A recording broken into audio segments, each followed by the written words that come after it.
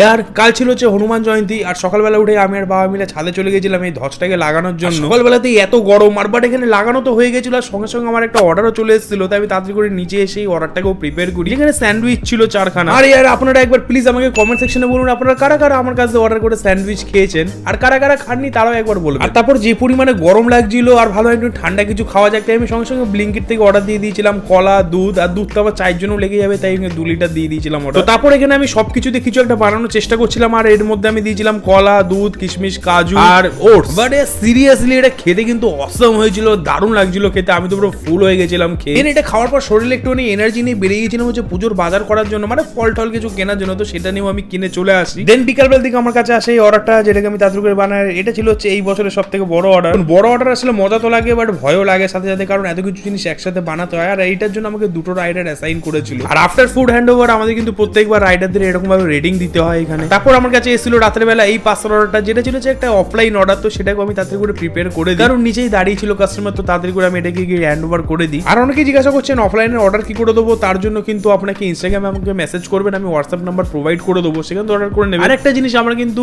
Personal ডেলিভারির কোনো option নেই, আপনাকে পিক আপ করতে হবে। মেনুতে নতুন কিছু অ্যাড হয়েছে, তো সেগুলোকে একবার ট্রাই করেই দেখুন।